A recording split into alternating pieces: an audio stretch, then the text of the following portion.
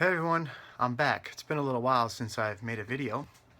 Let's see, the last video I made was something about got blood, and that was back in July when I had to get some blood. So that was the last time I had to get blood. So currently, my health update is very good. I've been doing very, very well since July. Although I've had to get some blood transfusion, not blood transfusion, I'm sorry, iron infusions, and I'm also continuing to get the iron ESP injections, which helps stabilize the blood and keep it at a good level where I don't have to get any blood transfusions.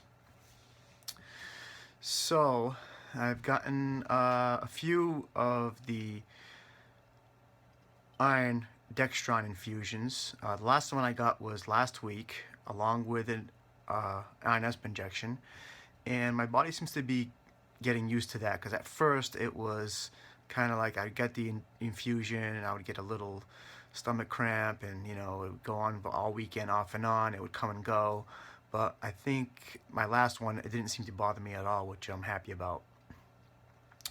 So now I was going every 2 weeks to get these iron ESP injections. Now I'm only going every 3 weeks, because the blood seems to be staying at a comfortable level, and they're trying to push it, so I go every month.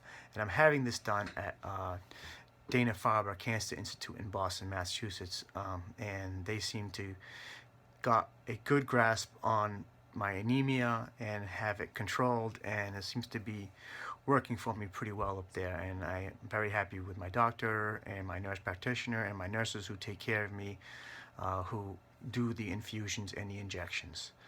So that's what's going on with that. Crohn's disease, still dealing with that. I have good days, bad days, good weeks, bad weeks. I went on Thursday, which was yesterday, for a Remicade treatment, which I do every month. Seems to be going okay. It's just hard, trying to eat the right foods, so your stomach doesn't bother you. But it's something I've learned to deal with and kind of know what I can and cannot eat. So I seem to be doing pretty well. Try to exercise as much as I can. Doing pretty well with that. That's kind of about it, really. Winter's coming. Hate the winter. Dread the cold weather.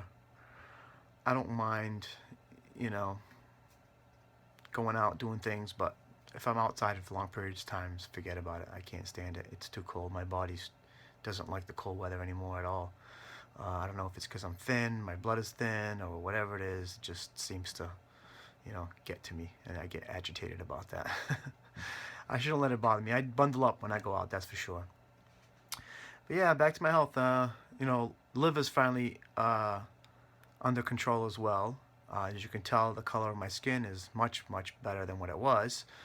I'm kind of back to normal on that aspect, except one level of the number of the liver is still a little high, and we don't know why, but everything else is okay. We're just playing that by ear, and just hopefully it'll run its course and it will eventually go back to where that number used to be. Maybe it won't, but right now my liver's fine. Everything's working properly, which I'm happy with.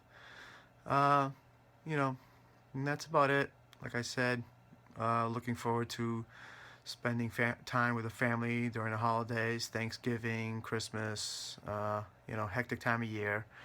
I'm not a really fan of Christmas these days, because, these consumers, they just make everything, all about gifts and, buy this, buy that. It's crazy. It starts so early. It's before Thanksgiving. You see these Christmas decorations up and all that stuff, so it drives me nuts. So the holiday for me isn't what it used to be.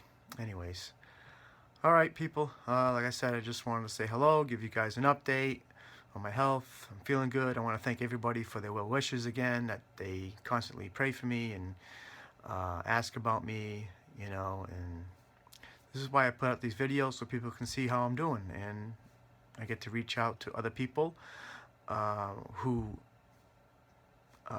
don't know so much about these diseases, and hopefully I can bring awareness to them. And just one other quick story I wanted to tell you guys about something. While I was at my liver transplant office here today, a couple older gentlemen were there, and they had gotten liver transplants. One guy received a liver transplant from his son, who donated part of his liver.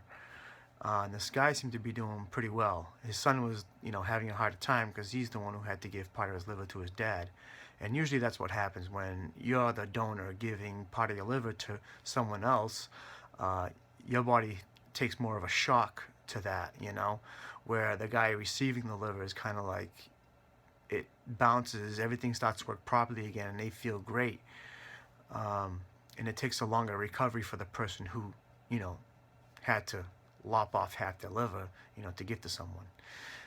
So a pretty cool story to see that, in there and talk to them guys a little bit. And the other guy was older gentleman, and he was talking about his recovery. He was having a hard time, and he said he was in the hospital for a week. And I was like, hey, you're lucky. I was in the hospital for 3 months. I says, but just so you know, I'm 21 years out, and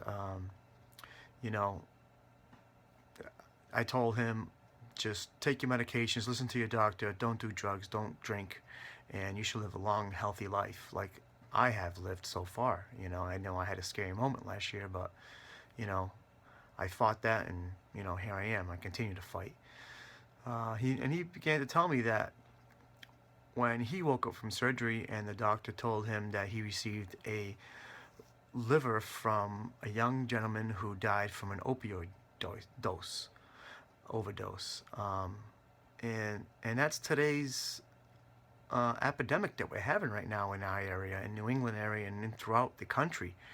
That a lot of young people are taking their lives overdosing on heroin. And I mean, it's a good thing and a bad thing that some of these families, whether they're a donor or they weren't a donor, and the families are, making the donation to save other people's lives. I mean, at least we see some good come out of these families that lose their loved ones to a drug overdose. But at the same time, they're helping, other families who need organs, which is, a good thing too. So these people get to continue living their lives. The people who are receiving organs aren't drug users. They're not alcohol abusers. Those people are not allowed to get transplants anymore. And if they do, they're down at the bottom of the list.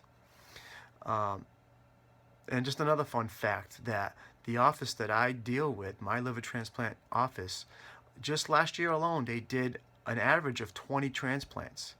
And in 2 months, since this epidemic, they've done 16 liver transplants in the office. That is unheard of.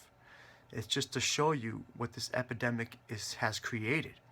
Like I said, it's a good thing and a bad thing. But, I'm happy to see that, people are trying to do the best they can for both families. So that's just a quick little story I wanted to share with everybody.